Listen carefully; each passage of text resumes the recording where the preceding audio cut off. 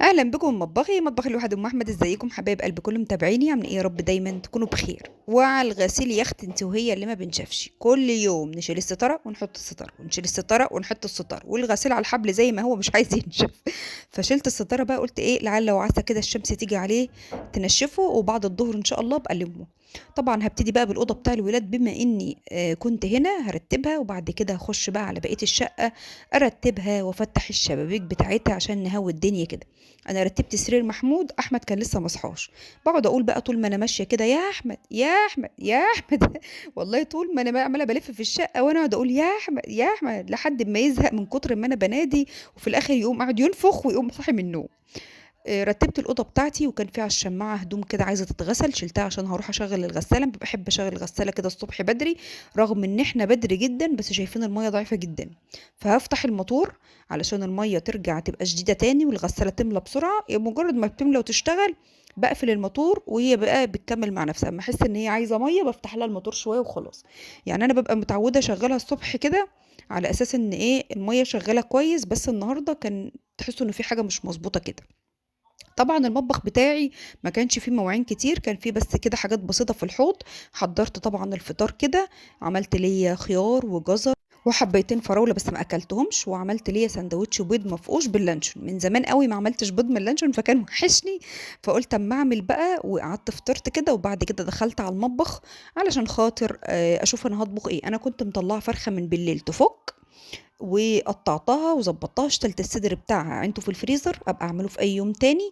وبعدين ايه هبدأ ان انا اولع الاكل بتاعي بدري بدري كده، لان النهارده انا عندي شغل، يعني عندي اوردرات. فقلت اعمل الاكل الاول علشان العيال لما تيجي من المدرسة يبقى الاكل جاهز. ابدا ان انا ايه اغديهم واشوف شغلي بقى، ما عادش حاجه تعطلني، يعني ما عادش احط ايدي في الاكل تاني. فحطيت الفراخ بتاعتي وجهزت الخضار، وكمان كنت نقع الرز. كان عندي لوبيا في الفريزر من زمان، طلعتها مطبوخه جاهزه بقى لها فتره يعني. والله ما انا فاكره من امتى، بس كان بقى لها شويه كتير.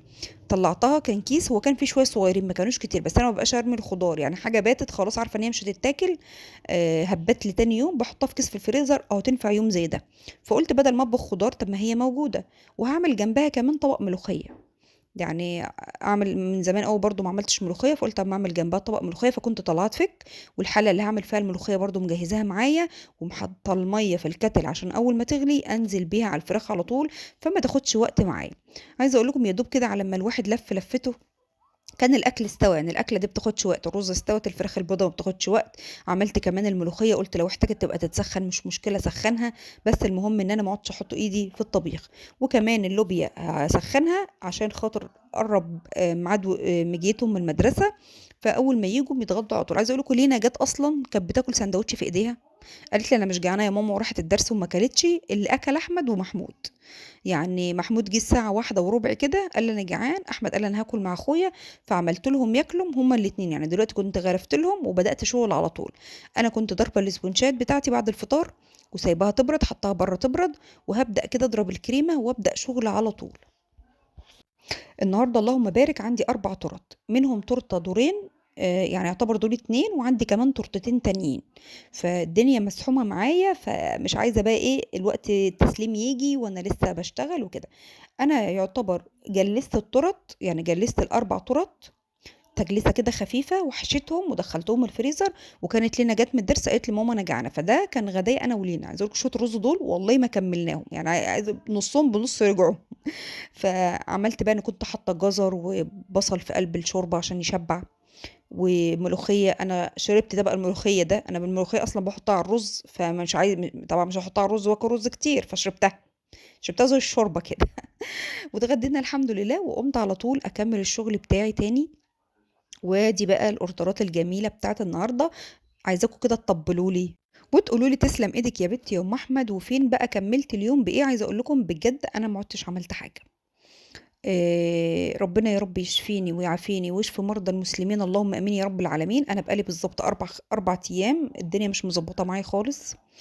انا ايام بتبقى الدنيا ماشيه حالها، اللي هي في الم بس ماشيه تمام، وفي ايام بتبقى صعبه، يعني كده وكده. فانا عايزه اقول لكم ان انا بقالي 4 ايام لا الدنيا صعبه بجد، فما عدتش عملت حاجه. يعني احنا هنا دخلنا اليوم تاني، يعني ده كان روتين الاتنين. ده دخلنا في روتين التلات، يعني دول يومين، لان انا ما عدتش عملت حاجه بعد ما خلصت الاوردرات بتاعتي. خلاص يعني قفلت اليوم على كده، وما عدتش دخلت المطبخ وما غسلتش مواعين ولا عملت اي حاجه. قمت بقى يوم التلات انا بقول انام فاسترد طاقه فاقوم اعمل، فاهمني؟ فده بيبقى فكرتي ان انا استمد طاقه فاقوم اعمل، فخلاص يعني بيبقى ما عنديش خالص 1% ان انا اقف على رجلي، بحس ان انا هنهار يعني. فاللهم صل على النبي كده، ربنا يا رب يشفي كل مريض، ربنا يا رب يدينا القوة والصحة، ويجعلنا في ظهر ولادنا، وجعلنا سند في بيوتنا، وجعلنا واقفين على رجلينا، وما يخدم ولادنا غيرنا، وما يخدم بيوتنا غيرنا، ويمتعنا بالصحة والقدرة اللي تخلينا نقدر ان احنا نخدم بيتنا وولادنا يا رب، يعني اللهم امين.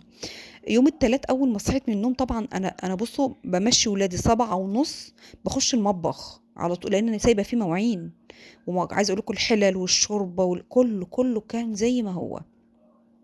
فانا بقوم من النوم اخش المطبخ على طول، اغسل المواعين اول حاجه، بعد كده اشوف اللي هيتعمل بقى. تاني حاجه لميت الهدوم اللي بقى لها 3 ايام على الحبل دي، وحطيتها بقى على السرير عشان اطبقها، وبدات ان انا انشر الهدوم اللي هتتغسل. انا غسلت دورتين لان كانت الهدوم متكومه عندي، فبدات ان انا انشرها كده. كان في دريسات وكان في عبيان ليا وطرح ونقبه يعني الدنيا كومت هدوم لبس لنا، فقلت اما اغسلهم الاتنين. يعني انا غسلت ده دور هنشره، والتاني كان في الغساله، ده كنت حاطاه بالليل. التاني حطيته في الغسالة وانا بغسل المواعين، وقلت اما يطلع انا هنشره على طول، يعني اول ما يطلع انا هجيبه وانشره. وطبعا الهدوم دي كلها عايزة تتطبق، هروح بس اجهز الفطار بتاعي وارجع بقى اطبق الهدوم كده وانا بفطر. فعملت بيض مسلوق، وكان في جبنه ولانشون وجبنه رومي، يعني انا عملت لحمه سندوتش ميكس كده ما بين البيض والجبنه والجبنه الرومي واللانشون. انا بالنسبه لي انا هفطر بيض كده، هعمل سندوتشات بيض وخلاص. ايام كتير والله بصحى ببقى نفسي مقفوله. انا بصوا انا ما بكون تعبانه ما ببقاش جاي لي نفسي اكل، يعني من كتر التعب ما ببقاش قادره ان انا اكل، وحاسه ان انا نفسي مقفوله ومتعكننه ومزاجي وحش، وما ببقاش نايمه كويس، ما بعرفش انام. باجي انام على ظهري مش قادره انام على جنب. بالنسبه لي الليل بيبقى قلق قوي قوي، مش بقدر انام خالص.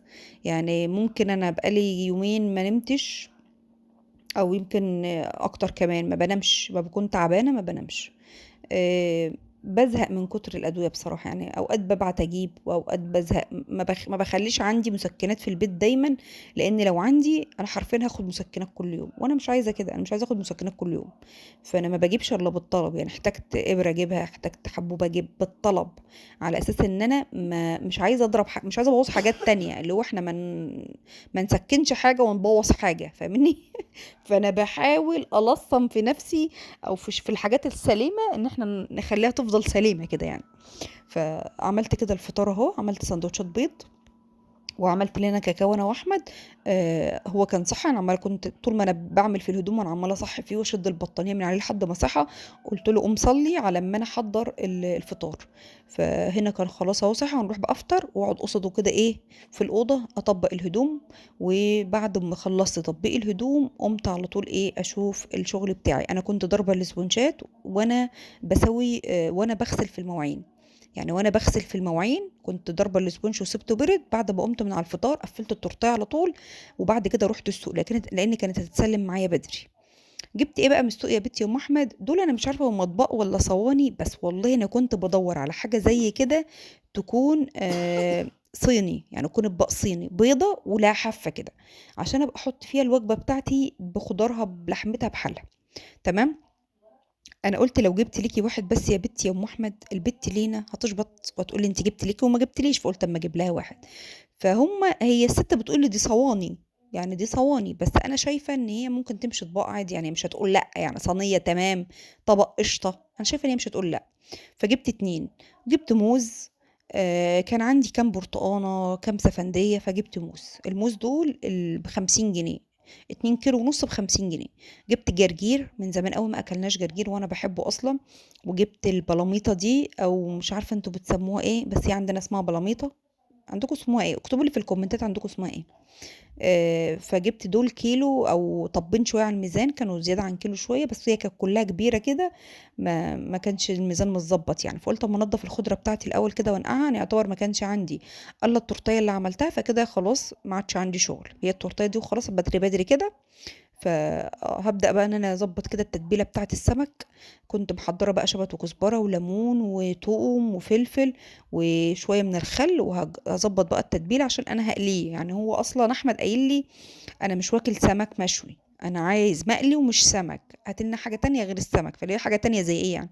قال لي اي حاجه تانية. فانا جبت البلوميطه، نضفتها وقطعتها لان كانت كبيره، وهتبلها بقى تتبيله حلوه كده وهقليها. انا كنت ناويه والله، يعني انا كنت رايحه السوق وعارفه ان انا هجيب بلاميطه، قلت انا هعمل ليا في الفرن، يعني هعمل اسوي ليا في الفرن وهسوي للعيال اقليها لهم. بس والله ما قدرت، يعني ما قدرتش. انا عما رحت السوق وجيت خلاص، يعني اللي هو لا عاد طاقه ولا عاد نفس ولا عاد اي حاجه في اي حاجه، خلاص بح. فانا كنت عايزه اعمل اي حاجه واخلص، اللي هو اعمل الغدا واخلص. انا مش عايزه اقف. فمسكتها تبلتها كلها وقالتها كلها، وقلت يلا يا بنتي كلي واضربي وخلاص، واللي يحصل يحصل. بلا منحية. انت لسه هتقعدي تحطي في الفرن وتسوي في الفرن؟ فخلاص ما عادش في طاقة بصراحة، يعني طاقتي يعتبر خلصت. لميت الهدوم وطبقت ونشرت واشتغلت ونضفت البيت وما عادش ورايا حاجة، والدور اللي طلع من الغسالة نشرته. فيعتبر خلاص يعني الطاقة، مع ان احنا كنا لسه بدري، بس الطاقة خلصت بدري بدري كده زي ما تقولوا. فقلت بقى ايه، تبلت طبعا الدقيق، وكنت كان عندي رز بايت، فمرضتش ان انا اطبخ رز بما اني اصلا ما بقتش اكل رز كتير. فقلت حتى لو الرز قليل مش هاكل رز خالص، ممكن اكل نص رغيف وخلاص مش مهم. بس الرز والله فاض منه، عايز اقول لكم ان هو كان في عينيا حاسه ان هو قليل، بس فاض معنا رز كمان، يعني العيال اصلا اكلت ايه.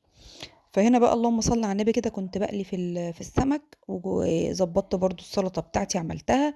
الرز حطيت له معلقه سمنه بلدي وسخنته قرمشته كده وحرمشته علشان خاطر اخلص ونتغدى على طول. وطبعا اللي كنت متوقعاه حصل. اول ما بنتي شافت الطبق او الصينيه دي، انت جبت لنفسك وما جبتليش، وبدأ العكنانه. قلت لها جبت لك وانا اقدر، انا اقدر يالو له اجيب لي حاجه وما اجيبلكيش؟ طبعا لازم اجيب لك. فعايزه اقول لكم ان هو كان واحد مرسوم عليه فيل، وواحد مرسوم عليه زرافه. قالت لي ماما انت تاخدي الفيل عشان انت تخينه، وانا هاخد الزرافه عشان انا رفيعه. فيرضوكوا كده؟ يرضوكوا على اخر الزمن واحده زي ست كباره تتهزق؟ قلت لها طب ما تاخدي انت الفيل وانا اخد الزرافه عشان اخس. تقول لي لا، انت تخينه تاخدي الفيل وانا رفيعه اخد الزرافه. طبعا حضرت ليا طبق كده، حطيت فيه السلطه والجرجير. انا عايزه طبق كده يبقى كبير، بس كنت بدور، والله كان في دماغي بقول ايه، انا عايزه طبق ابيض ساده كده صيني اعمل فيه. طبعا الاطباق دي ملامين بس تمام، يعني قضت بالغرض. اتغديت الحمد لله، عملت ليا كده كوبايه شاي اخضر. طبعا ولعت بخور عشان خاطر ريحه القليه بتاعه السمك. قفلت الشبابيك وفتحت باب الشقه حاجه بسيطه كده ووربته عشان ريحه البخور ما تنفعش نبخر في مكان مقفول. وده كان اليومين بتوعنا، ويا رب اكون ايه خفيفه ولطيفه كده على قلوبكم. واشوفكم في فيديو جديد مع مطبخ حلو حد ام احمد، في رعايه الله، مع الف سلامه.